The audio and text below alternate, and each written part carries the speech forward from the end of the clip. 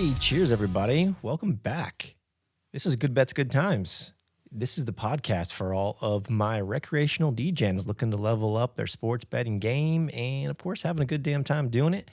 I am your host, Nate Tuttle of NT Sports. Thank you once again for tuning in. Go ahead and grab your favorite beverage, kick back, and let's talk some ball, shall we? I love guys who like football. And guys who like football, they like me back, and I like them back. If you're new here, this is how the podcast is going to work. We're going to do a quick recap. We call it Good, the Bad, the What the Fuck. We're going to talk about, typically we recap the previous weekend, the highs and lows of sports betting that, we all experience. But it's been a few weeks since we recorded, holidays, crazy time of year, get busy, and just going to make it happen. So if you've been following along on the socials, we've been posting our bets, commenting, just trying to follow along with what's going on throughout the bowl season and finishing up the NFL season, college football playoff, etc. So we'll probably do a quick recap of what's been going on the past few weeks, especially bowl season, where we've been crushing it. And we'll dive into the weekend ahead, college football, playoffs, quarterfinals starting tomorrow night. We have NFL wildcard weekend, Saturday all the way through Monday. So that's, add that up, five straight days of football, playoff football, college and NFL. Doesn't get any better than that. And so go ahead and help us out here. Give us a follow on whatever podcast platform that you listen to. Drop us a rating, provide a comment, feedback. You can follow us along on all of the social media platforms at ntsports.bio.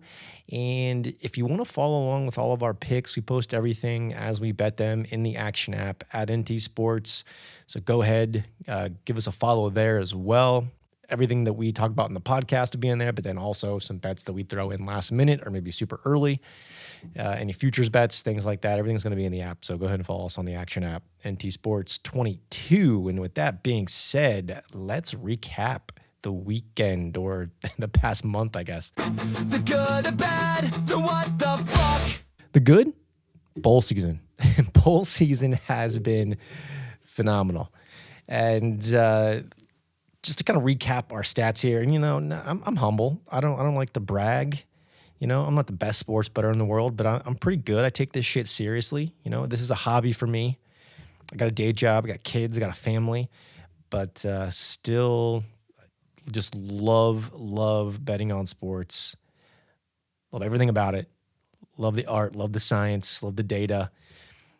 Love handicapping these games. And I'm a student of the game. I've always said that. And I take this very seriously, but I like to have fun too. So bowl season comes around, and it's one of those times a year where you spend the entire season betting on power rating, situational spots. And when it comes to bowl season, this is where the true handicapping comes into play. And it comes down to information and timing and monitoring the market. And, I leverage my power rankings as my baseline. I'm going to look at my numbers first, see where these teams are at full strength, where this matchup should be. And then it's a matter of breaking down opt-outs, injuries, transfer portal, coaching changes, and what's the market doing? Where are these lines moving? Information is probably hitting sharper sports bettors before they hit me. They're pounding the books. These lines are moving. And it's a mix of a little bit of everything, some good luck, some intuition, and just understanding how the college football bowl season market works. And it gets crazier and crazier every year. But with that being said, we are 31-14 throughout bowl season. Mostly sides, a few money lines, and a couple total. I think we lost both of our totals, except for I think we had Oregon, Texas Tech, first half under, which was not a sweat at all. But 31-14, that's 14.3 units, folks. Pretty solid bowl season. I'm happy with that. We're not done yet. We got 3 games left, 2 more playoff games, championship game. We got bets coming up this weekend. We'll talk about here in a second. But I love me some bowl season. It's just so fun. I mean, the pageantry, the shenanigans that go on, the Mayo Bowl, the Tony the Tiger Bowl. You got players jumping into giant bowls of cereal. Of course, the Pop-Tarts Bowl, just legendary. Just love everything about it. Hope it doesn't go away. We need more bowl games, if anything. These players love to play ball. Sure, they're opt-outs. Sure, it's tricky to handicap these teams. But at the end of the day, man, these are college kids playing football, playing a sport they love. It's a good time. In most cases, most teams are going to show up and play. Even if it's not the starters, like these guys are playing for jobs. They're playing for nil. They're playing for a spot on the roster next year. Maybe they're in the portal, about to enter the portal. They're trying to put on a show, put some good ball on tape to propel them in the next season. So, hey, I love it. I hope it doesn't go away. I hope we keep investing in bowl season and finding ways to maximize these games for the kids, but also for the fans, obviously. The bad, oh man. The only thing I want to talk about in the bad today is just my Ohio State Buckeyes. Man, they came out, had that long layoff. Not going to make excuses. They got their ass kicked. It was from the start of the game to the finish. There was a little bit of hope there in the third quarter. But the Buckeyes, in my opinion, were a year too early. They're going to be back. I'm not worried. Next season's going to be fun. It's a good experience. These past two games are going to be great experience for Julian Sayin. I mean, he's a freshman this year. He's going to learn from it. As calm and cool and collected as he is, that Miami defensive line and then Indiana in the Big Ten championship game gave him fits, and he's got to learn from it. He's going to come back next year and be ready for those situations when these teams have these dominant defensive fronts and they're in his face and they're throwing him off his game. He's got to keep his composure, make the throws. He'll have Jeremiah Smith back, that receiving core. Got to improve the running game. Bo Jackson will be back. He'll be getting better as well. Still got to run the ball a lot better and help out, Julian Sayin. And hopefully we get Matt Patricia coming back as well, building up on this defense. But, man, sad way to end the season. Credit to Miami. They played a hell of a game. They had a great game plan. They punched us right in the face in the beginning of the game. And the rest is history.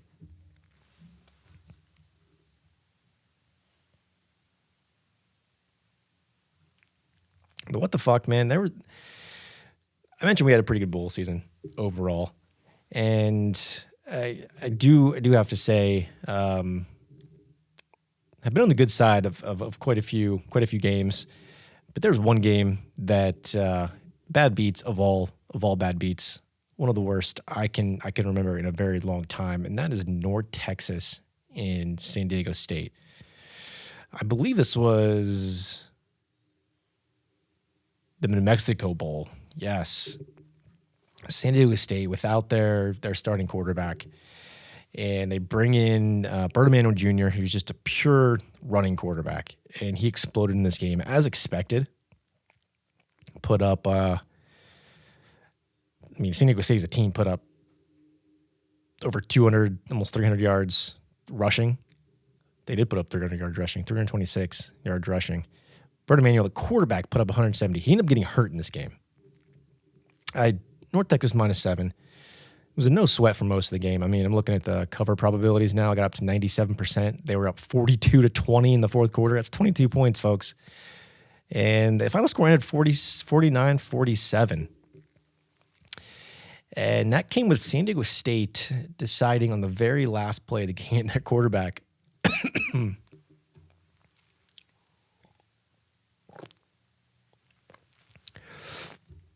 decides to end the game at the 1 yard line with the clock running out, taking the snap and reaching the ball over the goal line to score a touchdown. That was 27 points in the fourth quarter. Miraculous cover. They still lose the game by 2. Completely pointless touchdown. I mean, just no point to it. They do it anyway, and one of the worst beats of the entire bowl season that I've experienced in a very long time. But hey, that's the fun part, right? I mean, it's a what the fuck moment because, you don't know what to expect in this game. Expect the unexpected when it comes to bowl season. Just when you think you have a game wrapped up, team's up by 22 points, pure domination. The opposing team is down in the fourth quarter by 3+ scores. Their starting quarterback gets injured, who's put up almost 200 yards rushing in the game. The backup quarterback decides to come in and play hero ball and put up 27 and cover at the very end of the game with just reaching over the goal line for a touchdown on the last snap of the game. But hey, is what it is. Fun time. We crushed bowl season. And let's move right along. Let's dive into the college football playoff. Got the semifinals this week, starting tomorrow night. First up, we have the Fiesta Bowl. Thursday, tomorrow night, out in Glendale, Arizona, 7:30 Eastern Time.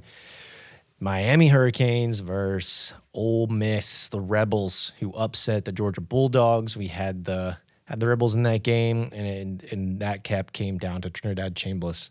I posted it before the game on Twitter. Said Trinidad Chambliss is going to make this a ball game. He's going to keep this game close, and he did just that. He was electric in the second half. And we've already made a bet on this game too.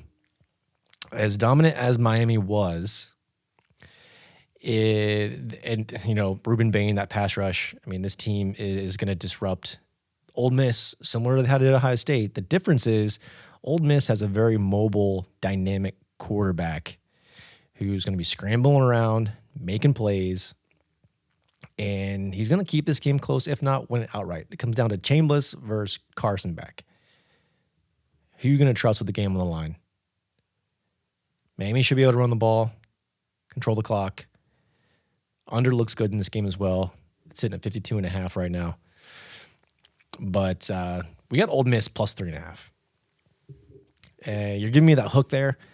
I'd like them to win the game outright and head to the championship. They got a chip on their shoulder. They lost their head coach. This is a stick it to Lane Kiffin type situation for Ole Miss, proving it that, hey, we went through all this turmoil. We lost our head coach before the start of the playoffs. It doesn't matter. We're here to play ball. We're here to win.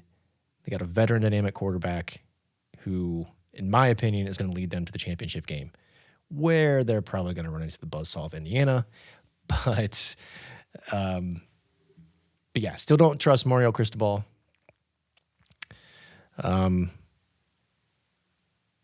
Decision-making late in games. This should be a close game. I think the spread's sitting at 3. It did drop a little bit. It's been bounced around. 3.5 most of the week. We got it plus 3.5, minus 110. It looks like there's some juiced up 3.5 still out there, minus 15, 18, 120. So you can still get it. We'll see how it goes tomorrow at kickoff. It looks like based on where the market is, it's probably going to drop down and close. I think 3 is spot on where this number should be. Our projections for this game, we are looking at 1. Got Miami as a 1-point favorite.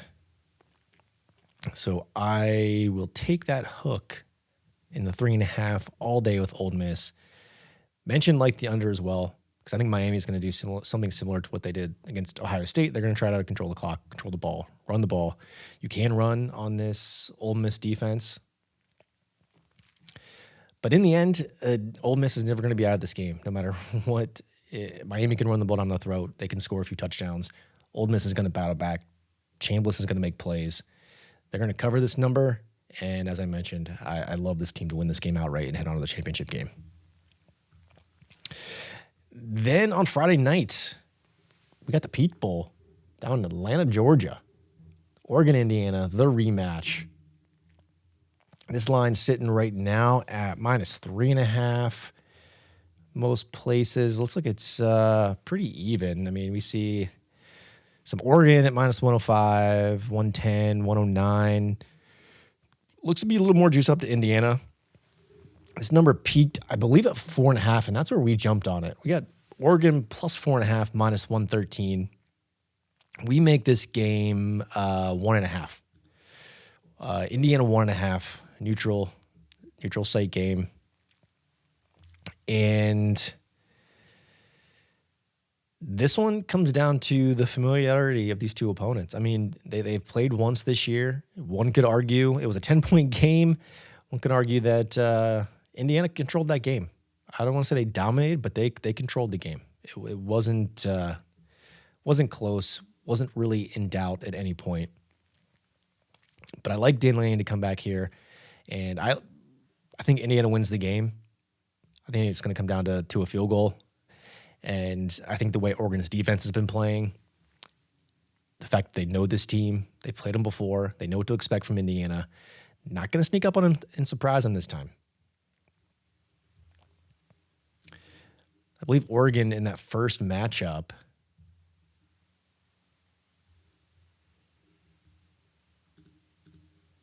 they were favored, correct? Yeah, they were 7-point favorites, lost by 10. That was week 7 too. So Indiana was still in that spot where they just came off that close win at Iowa, 5-point win.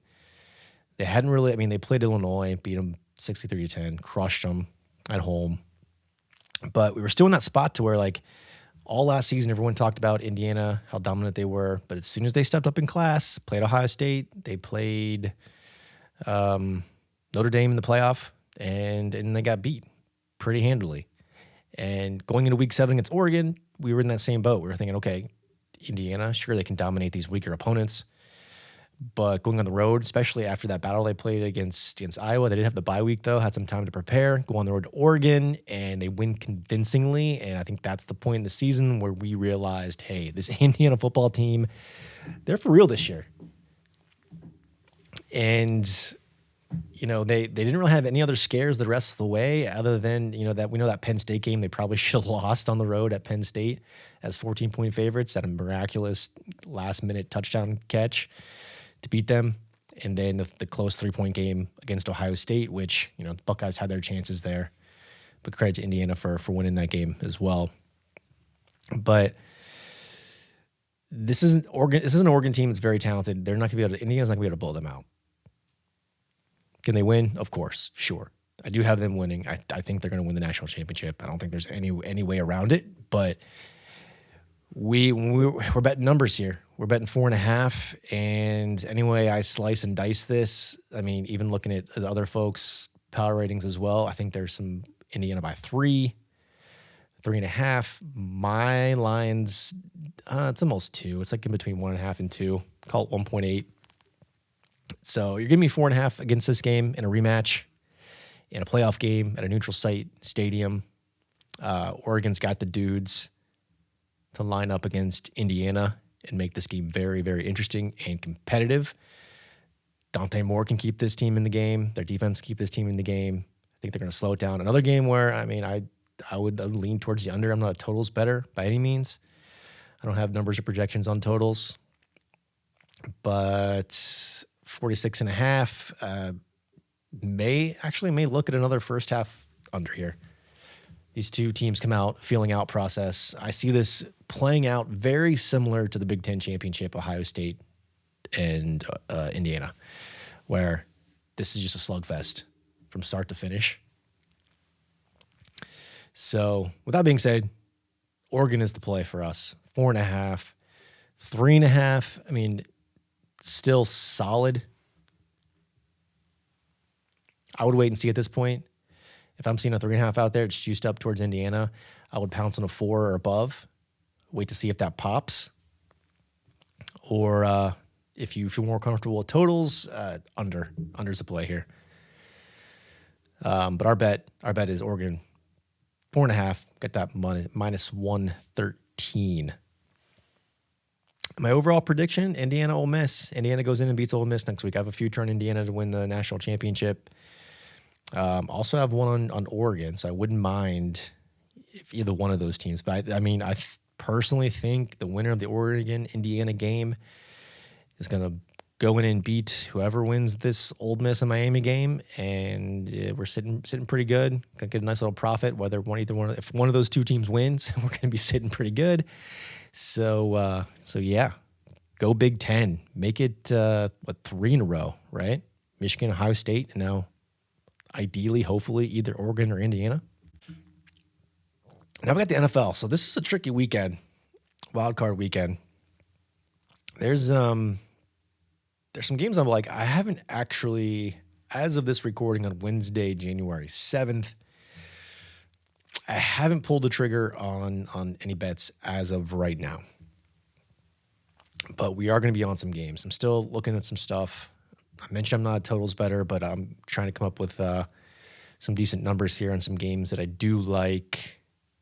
Probably betting the total more than I would like to bet the side.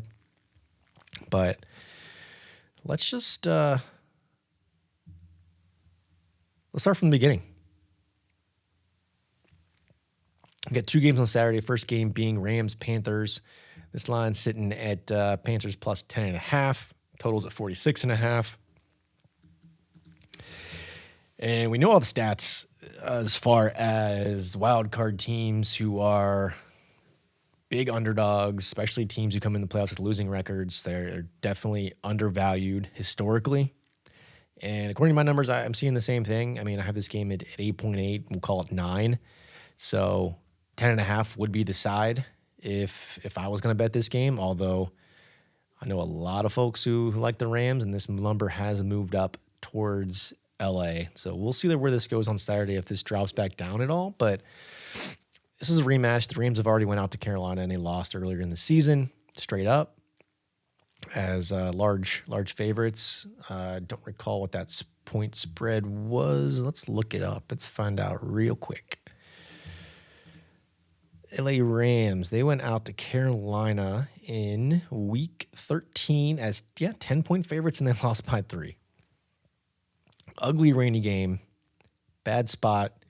The Rams are off a 6-game winning streak, including wins against the Niners, the Seahawks, the Buccaneers. And they go on the road and they get tripped up by the Carolina Panthers. That's just a tough regular season road game. But this is the playoffs. This is Matt Stafford. This is Sean McVay. This is a rematch game. I do not feel in any way comfortable with betting the Panthers, even though if I did bet the Panthers, or if I did bet this game, it would have to be the 10.5. Just given historically how home underdogs in the wild card round have performed, especially double-digit underdogs. This has not happened very often. I mean, I think of, what was it, 2021, 2022, Tom Brady year. He had the Commanders come into town with, I think, Taylor Heineke.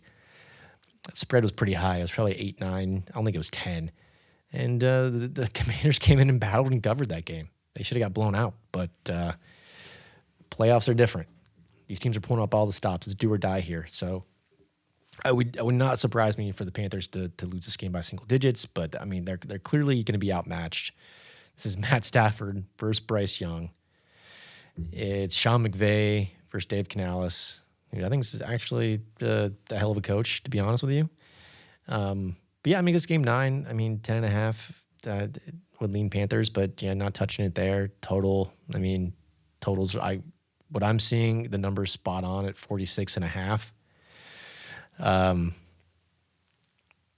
Outdoor ugly game, maybe lean under. This game is what,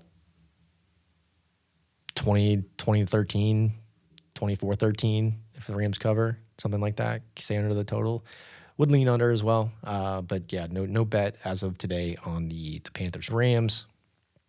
Next up, Bears Packers. Divisional matchup. This one's got me fairly stumped. Packers are the favorite, road favorite. Jordan Love's coming back in this one. And these teams have split. They played twice in December. The Bears at home won by 7, and the Packers at home won by 7, and then they went on the road, lost to the Bears by 6 right before Christmas. And this is the third matchup here. Packers are 1-point favorites. I actually have the Bears as a slight favorite in this game. The line hasn't moved. It's kind of been bouncing back and forth. I believe the Bears popped out as a favorite at one point, got bought back. Now the Packers are a favorite, depending on where you look right now. This game's a pure coin flip, and I mean, if you're looking at trends and situational spots, historically, quarterbacks who are making their first start in the playoffs, first quarterbacks who have experience playing and winning in the playoffs, like Jordan Love does, They historically have not done so well. So this is one I'm sitting on. Like I said, I have the Bears actually as a slight favorite in this game as the home team. Staying away as it stands right now, and then total wise, do lean towards the over in this one. Although it has come down at the current number 45.5. I have this projected at 47, which take that with a grain of salt. I mentioned I'm not a big totals better. It takes me, it's got to be a very unique case, very significant situation and edge for me to jump on a total. But if I'm going to do it, it's more likely going to be in the playoffs. So should be a fun game, man. It's gonna be curious to see. Jordan Love's been out for a few weeks with injury. His first game back's got to go on the road to Chicago, night game. It's gonna be cold, gonna be chilly, and this is Ben Johnson's. I mean, he as a coach, as a coordinator, he has playoff experience, and they are able to run the ball. They do have a solid offensive line. They have the edge there. Obviously, no Micah Parsons on the Packers side. They're a feisty defensive unit as well. So yeah, I think I would lean Bears here just based on my numbers and the situational spot and the coaching and knowing that Ben Johnson can cook some stuff up here to pull this one out. But it's a coin flip. It's a toss up right now. I don't see any real edge at this point in time. It's gonna be a fun one regardless. We'll see where we go. Follow along on the action app to see if we get some action on this game at some point. Then we have, what's the next game up here? Sunday, the early game. This is one that I do like, and I will bet. I'm kind of waiting. I really want to see the. Where this one's going to go. This is Bills-Jags. This is 1 o'clock on Sunday. This is at Jacksonville. Bills are favored at 1.5 as it stands right now. Total is 51.5. Total-wise, I have this at 51. So, I mean, total spot on would probably lean slightly. I mean, a total in the 50s. An outdoor game, although the weather's going to be perfect in Jacksonville. But I do have the Jags as the favorite here. I'm a 1-point favorite. The line's at 1.5. And I'm just waiting to see if this goes up any more towards the Bills. If I can get a 2.5 or something on Jacksonville. Maybe not. It might flip before I get a chance to bounce on it. In that case, I'm probably going to go Jags money line. And I may go money line regardless. We will see. I think anything as far as money line goes, would like to get like a minus 105 at the worst. Where's this one sitting now?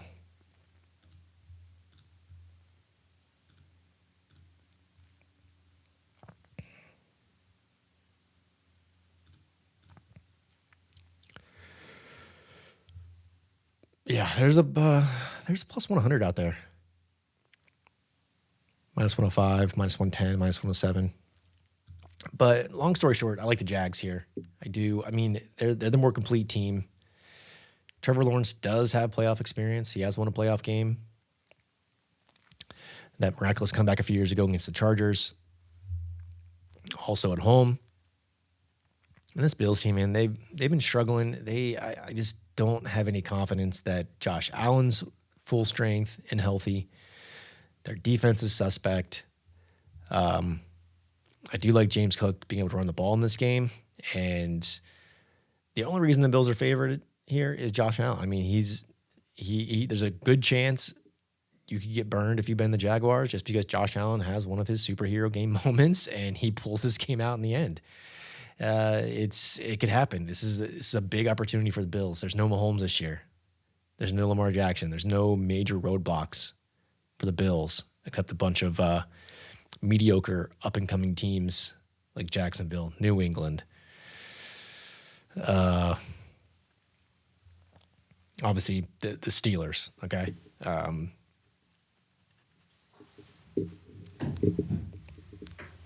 So I'm rolling with Jacksonville here. I'm probably going to make this bet. Going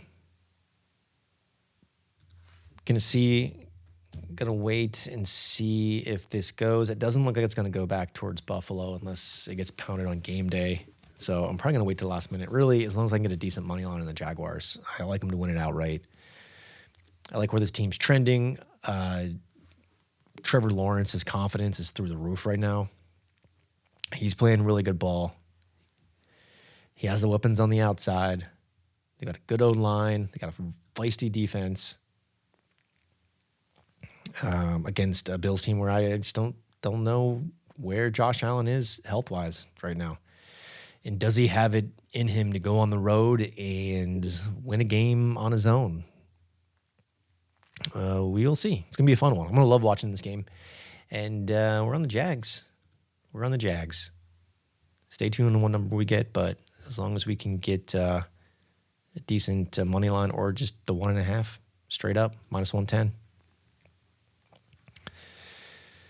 And then following that game up, we have Niners-Eagles. This one sitting at Eagles. It shot up to Eagles -4.5. This is 4:30 on Sunday. Seems to be pretty consistent. 4.5s across the board here. Yeah, went up from 3.5 to 4.5.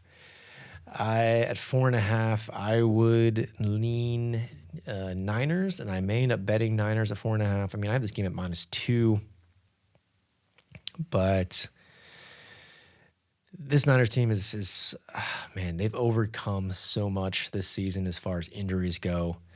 I do like Brock Purdy's playoff experience. I think the Eagles are in an interesting spot as well. They've underperformed this year, but at the same time, I think they're in a good spot to make a run here in the playoffs. But I mean, I have a hard time believing this isn't going to be a close game. I know Niners on the road, but this is Kyle Shanahan. This is a very experienced head coach when it comes to playoffs. He's already led this team to a Super Bowl, AFC Championship game. And Brock Purdy's playing insane. McCaffrey's playing good ball. The Eagles are getting healthier on defense. And they do have, obviously, they're the defending champs. They have this playoff experience. I could still see the Niners coming in here and upsetting this team here. So at the -2, definitely leaning Niners. Total-wise, got it at 45.5. The total right now is sitting at, 44.5. So it has dropped down. 44.5 is probably too low for me. If you could have got the 46.5 at open, it's already dropped 2 points. It's a little crazy there. Once again, maybe a first half under, as there could be a little feeling out process with these two teams. Could start out slow. But it worries me a little bit because I just don't know what the Niners have left. I mean, you saw that last week, just getting dominated. The score was only 13-3, but they got dominated by the Seahawks. That game wasn't even close. Previous to that, they played some high-scoring games. Great game against the Bears. So they're going to have to score points to beat this Eagles team. And Philly, prior to resting their starters last week against the Commanders, I mean, big win against the Bills. Played the Commanders before that, the Raiders. Then they lost 3 in a row prior to that. I mean, outside of that Bills game, they have not looked impressive. Beat the Lions back in Week 11. Beat the Packers 10-7. I mean, these games they have been winning against good teams have been slugfest, low-scoring games. 10-7 against the Packers, 16-9 against the Lions. Other than that, they did beat the Rams earlier in the season, Week 3, 33-26. Pretty convincing win at home. Beat the Chiefs. We know what happened there with the Chiefs. Beat the Cowboys early in the season. I mean, So Eagles teams, it's hard to trust at 4.5. I know they're at home, but yeah, this is probably one we're going to be on. We're going to have to, at the 4.5, we're going to have to jump on the Niners. I don't think there's any way around it. Next, Patriots-Chargers. This is the Sunday night football game, NBC. This is in New England. The spread is -3.5. Hasn't really budged. I think the spread's been sitting at 3.5. Yeah, hasn't moved. Slightly juiced the Patriots in some spots. Some spots has the juice seen -116, -120 towards the Chargers. My initial thought before this number and this line, this game first dropped, initial thoughts were towards the Chargers. I'm like, this is Herbert, this is Harbaugh. This is a Patriots team who is overachieved this year. They played a very, very favorable schedule, is one way to put it. And but they've been impressive. I mean, 38-10 against the Dolphins, 42-10. Beat the Ravens on the road. Did blow that game against the Bills, which was ugly. But they had a pretty, 24-7 lead in that game at one point. Prior to that, Bengals, Giants, Jets, Bucks. I mean, this schedule, Saints, Titans, Browns, back to back to back. I mean, beat the Bills early in the season. That's a convincing win. Lost to the Steelers early in the year. Dolphins, Panthers, playoff team, beat them pretty convincingly, 42-13 at home. So I just don't know what to make of this Patriots team. This is another situation where you have a first-time playoff quarterback at home as a favorite. The only way I could go here would be the Chargers. My numbers don't justify it, though. Even factoring in strength of schedule, I mean, I have Patriots -4.5. The line's sitting at 3.5. I mean, if this line goes up, I think I would have to come back on the Chargers. But as far as power ratings wise go, looking at all different types of power ratings outside of my own, I'm seeing like anywhere from Patriots -1.5 up to Patriots -7. So it's like, I don't think anyone really knows how good or bad this Patriots team could be. I mean, we know they're good. We know Vrabel's a hell of a coach. And that may be the difference right there. I mean, this is Vrabel Harbaugh. I will say one thing. If I do make a bet in this game, it's going to be the under, which is sitting at 46. I liked it at 46.5. I probably should have jumped on that at the time. I think this game's a slugfest. This is an outdoor night game. Harbaugh versus Vrabel, Herbert versus May. Patriots are a team, or the Chargers are a team that do have an AFC Championship future on from earlier in the season. I thought that was going to be dead after all the injuries that they went through, especially on the offensive line. But I'm liking the Chargers to cover this game, even if my numbers don't justify it. And I'm projecting an under game here at 46.5. That's the number I would want. Let's see where it's currently sitting. There's still only 46s and a half. There's still 46.5s out there still. Down to 46 in some spots. Juice up to 46.5. So I may have to jump on this now if I'm going to bet it, which I think I am. So at the 3.5, maybe a stay away. I mean, I have a hard time believing that Herbert isn't going to compete in this game, and a hard time believing he can't keep this to at worst a field goal game. But going to trust my power rankings here. Going to stay away from the side. They've been good to me all year. Hitting at 58%. I'm up 4 units on the NFL this year, so not gonna stay away from my process just now. Even though this is the playoffs, this is a different ball game here. But under looks good. I have it at 45, so get a 1.5 of value, and situational spot makes sense that this is a clear under game to me. So under Patriots Chargers 45.5. Last but not least, another game I am betting. I think the number I wanted is gone.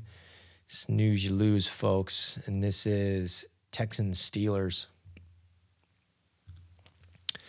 at Pittsburgh, home game. 1 and 3.5. It is gone. I do not see any 3.5 sitting out there anywhere at the moment. Let me check a few other spots here to see what we got. 3, 3, 3, 3, juiced up 3. Yeah, so no. Just might have to bet the 3. Hey, that's fine. This is 1.5. Texans about 1.5. And I will give the nod to the Steelers in the situational spot here. So look, Pittsburgh, we know I'm a Steelers fan first and foremost, so I know a lot about this team and the struggles they've had in the playoffs, especially since 2017 under Mike Tomlin, 0-6 straight up, 0-6 ATS in the playoffs in that time span. This is a new era of Steelers football. I'm going to say it. Aaron Rodgers is a different cat, man. And this Pittsburgh team, this city, they're hungry. They're starved. Mike Tomlin is starved for a playoff victory. Aaron Rodgers is starved for a playoff victory. And this defense has been playing better. That was the Achilles heel most of the year was, can this defense get stops? And I think against this Texans team, they can. This is a Monday night game in Pittsburgh. They have not lost a Monday night game in Pittsburgh since 1992, 91. I mean, it's been a long time. This is a tough place to play. The stadium's going to be, these fans are going to be insane. This is going to be very difficult for Stroud, who has had playoff success. He's won a playoff game in his first 2 years. And that streak ends this year. And this isn't me talking as a biased Steelers fan. My number justifies it, that I'm definitely taking the 3 or 3.5. I'd prefer the 3.5. Maybe it'll pop back. I don't think it will. But taking the Steelers +3, Tomlin, home underdog, Monday Night Football, crazy environment. Everything's pointing towards Pittsburgh here. This defense is playing better. This D-line has been controlling games. Outside of that,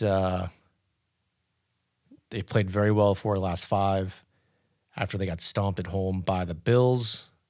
Week 13, they had that hiccup on Cleveland, which, we know how that goes late in the year off a 3-game winning streak. Beat the Ravens twice.